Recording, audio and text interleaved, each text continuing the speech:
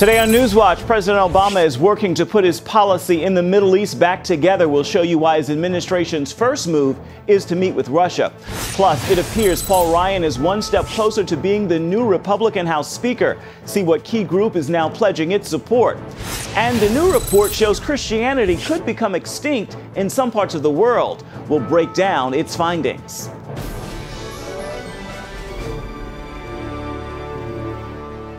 Thanks for joining us for CBN NewsWatch. I'm Ephraim Graham. With Russia gaining influence in the Middle East and the U.S. seeming to lose influence, the two sides will face off in Vienna tomorrow. Dale Hurd has the story.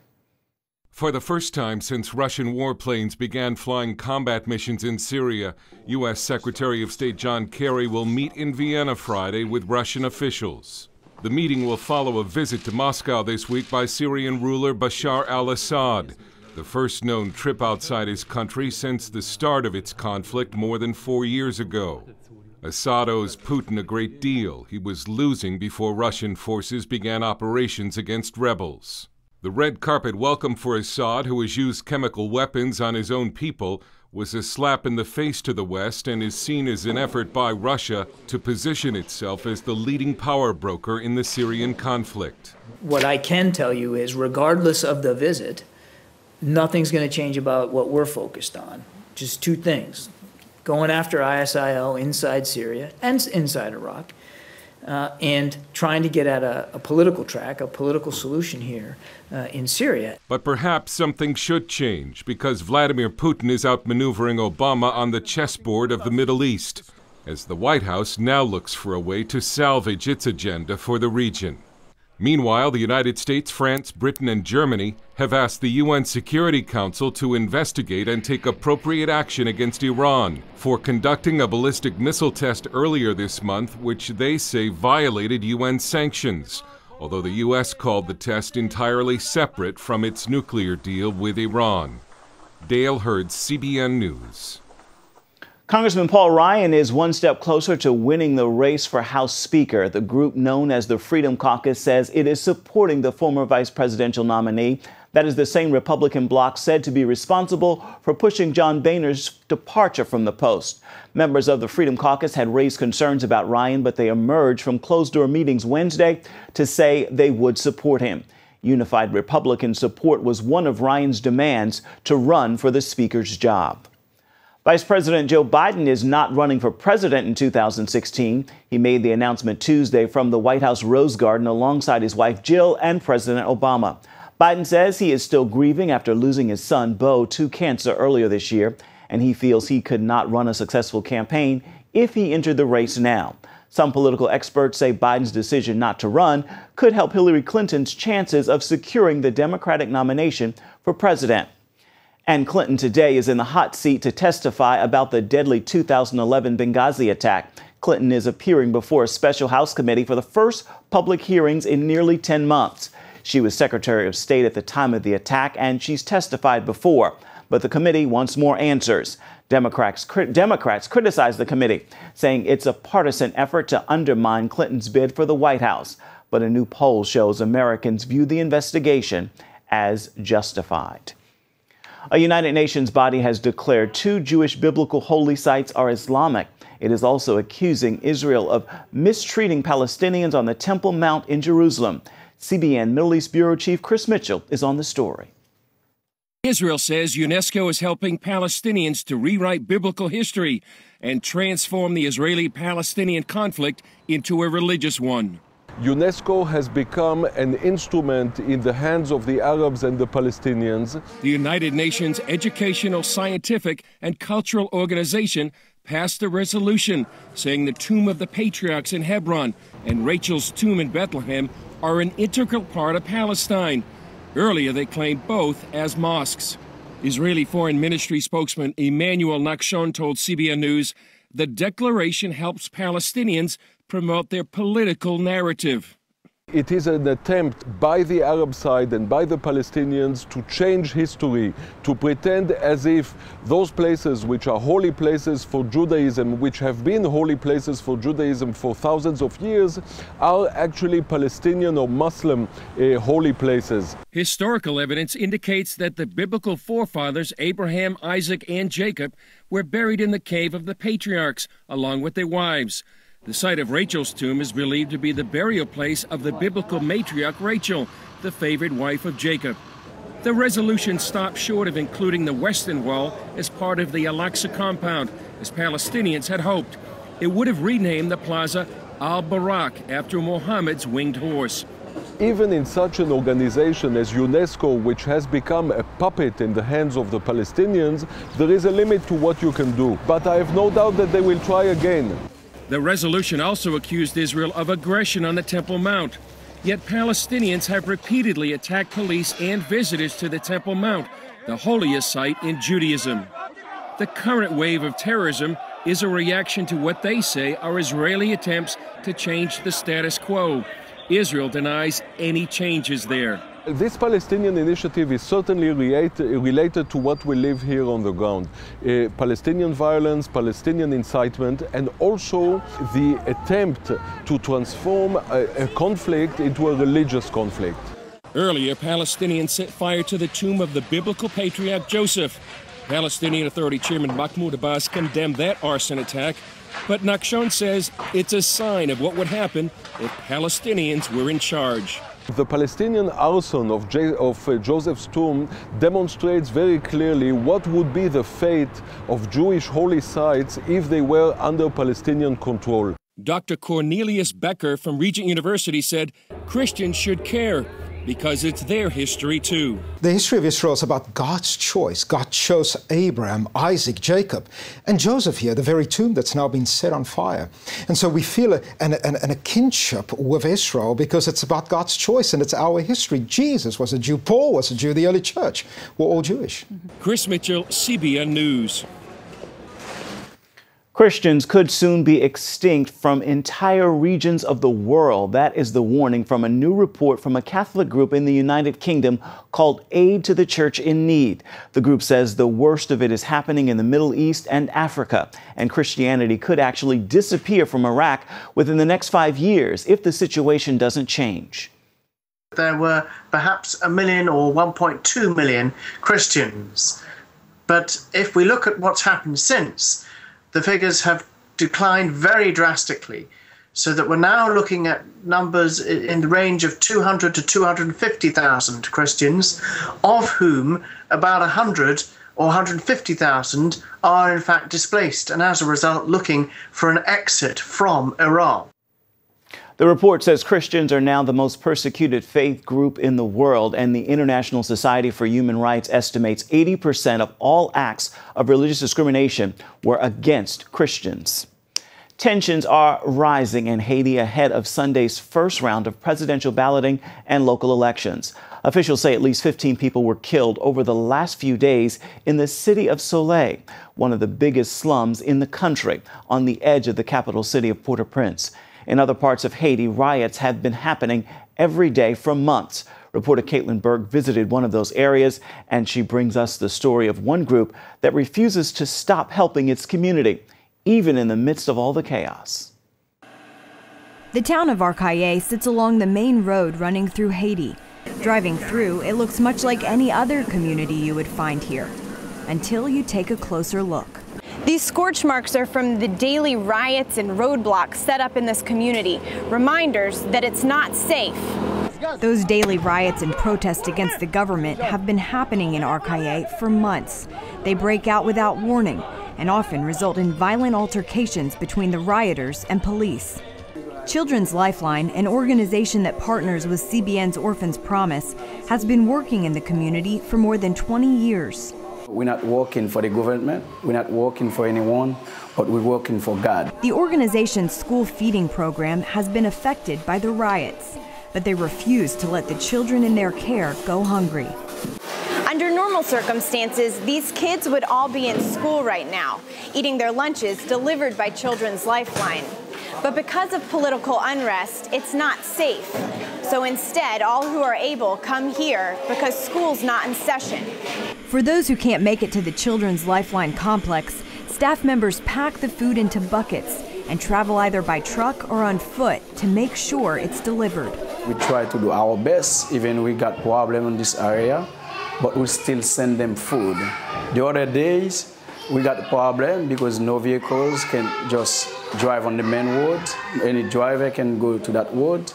But what we do, we carry the food in our head, to transport to the kids because we care about them. It's unknown when school will be able to resume for the children of RKA. But Children's Lifeline says despite the violence, it won't stop carrying out its mission. Caitlin Burke, CBN News, RKA, Haiti. The Philippines is still reeling 4 days after Typhoon Kapu slammed the island nation. The storm left 41 dead and more than 600,000 displaced. One of the most devastated communities is the Aurora province, but CBN Disaster Relief is providing for the immediate needs of families there, giving out 6 kilos of rice along with canned goods, noodles, and milk, as well as urgently needed medical care. CBN is not only bringing relief, but teaching residents how to prepare for the next storm. We would also want to teach them how to prepare, since they are always hit by typhoons and it's very hard to communicate and give them relief after big disasters. Operation Blessing plans to help victims rebuild their homes. You can find out more about what CBN is doing in the Philippines by logging on to cbn.com/international. Still to come, turning tragedy into a firefighting formula that saves lives. See how this man's emotional journey is having an impact across the globe.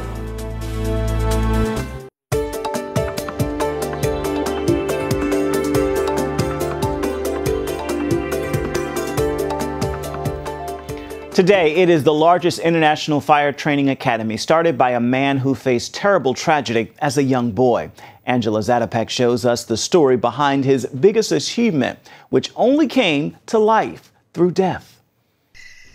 Halloween 1976, a night that forever changed the Moffat family. From what we understand, our house was caught on fire from one of those jack-o'-lanterns that you sit in the windows. You remember the plastic? As the flames spread, the father and 2 children managed to escape, but sadly their mother, Linda, did not.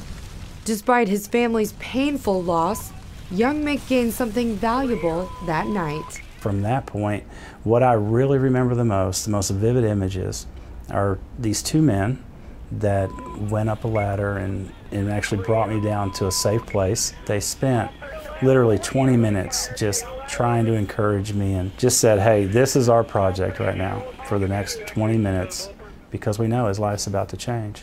With the compassion Mick saw from the firefighters as a young boy, Mick became a firefighter himself and had a vision to start his own fire training academy, which has now come to life in Crowley, Texas, called Smart Fire Training Division. Right side, right side. In only 13 years, Smart Fire Training Division has grown to the largest academy of its kind in the U.S., attracting recruits from all over the world. I wanted to get into a culture where there was tradition, history, loyalty, respect. We ask them, if you could describe what a firefighter is in one word, what would that word be? Character, honor, respect, integrity, servant, and teamwork. When I wrote them out, I noticed that the first letter of each one of those spelled Christ. And God just spoke to me quickly and he said, that is the pillars of wisdom. Those are the pillars that I want you to help incorporate. Our mission at Training Division and in the fire service is really the same as the Christian faith, and that is to leave no one behind. A major highlight of the school comes during the 2-week hands-on training for recruits. They invited me to experience the intensity and hard work. Okay, so I am all decked out in my gear right now. We're about to go through 6 emergency scenarios that they could encounter during their career. Apparently, I have been chosen for the medevac helicopter routine. This should be interesting. Let's hit the field.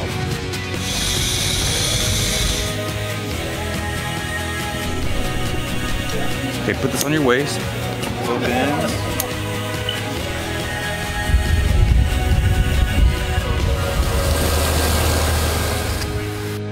As SmartFire continues to grow, Mick leans on a lesson learned from one tragic night.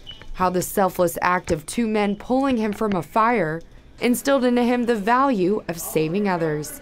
Angela Zatopek, CBN News, Crowley, Texas. Up next.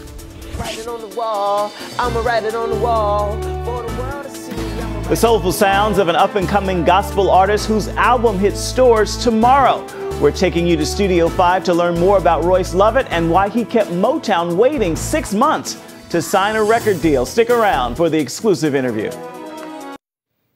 In the recording world, new music drops every Friday. That's tomorrow. And a Florida native is being called the guy who is bringing back soul with his new project. Royce Lovett is an up-and-coming singer and songwriter who recently signed with the legendary Motown label, but only after months of serious prayer.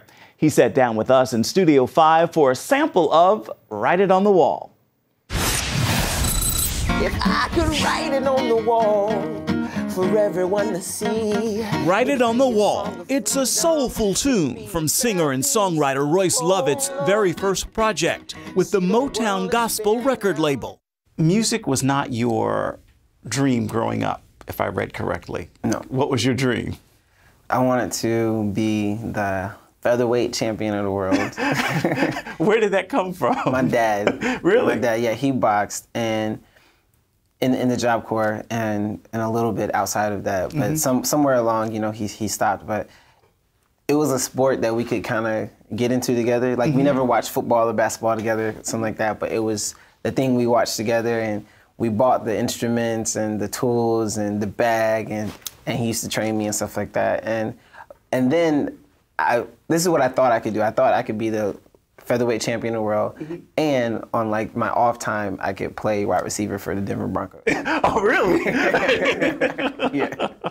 So when did you wake up and say, I don't think this is going to work? Well, it actually happened when I gave my life to Christ. It was at a convention called Acquire the Fire. When I got back, I was just like, you know, God, what should I do? And there's a few times in my life where I clearly heard God, and he said, do what you know. And at that time, what I knew the most of was music, because my mother was a worship leader at church. I was singing and dancing everywhere. You know, I was at church 4 days out of the week. Yeah, it was like 4 days out of the week, and at every practice, every prayer meeting. So what I knew the most of was music. Did you know when you started pursuing music that this would be a profession, that you'd professionally do this, considering no one else in your family is doing it professionally? I don't know if I thought that far. I just knew that, everyone had a purpose. That's what I felt. Like when I gave my life to Christ, it was like, okay, so now purpose kicks in. The young husband and father plays drums, guitar, bass, and keyboard. And he recorded 5 independent projects before signing a record deal. This has been a really awesome experience, like from each one, like learning yourself, and then to go back, because I actually go back and listen to some of those things. You do? Yeah. Okay, I don't know if I would do that, but okay. I'm hoping I'm maturing. I think I'd be afraid to look back and go, boy, oh boy. Yeah, to look back and be like, oh man, like, okay, I know what I was thinking there. Now I can actually do that, you know? Or like, gotcha. Oh, I actually like this part of this song. Maybe I can like keep a piece of this, and, you know, so it's a real cool experience. How would you describe your sound today?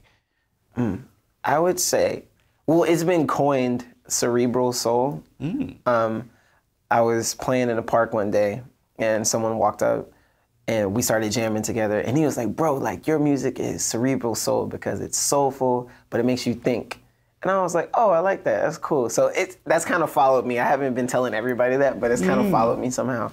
But I would like to call my music, you know, like soul pop, soul hip hop, because I think that nowadays there's no like divide in music anymore. Like everybody's singing, everybody wants to rap, everybody's playing an instrument. Like everybody is a fan of folk and a fan of soul and a fan, you know, when I was coming up, it was like, you're young and you're black, so you only listen to hip hop.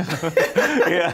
That's how when I was coming up, but now it's different. So I like to let my personality kind of shaped the music. So if it sounds a little soulful, it's because that's how I was feeling that day. If it sounds a little more popish, if it sounds a little bit more hip hop.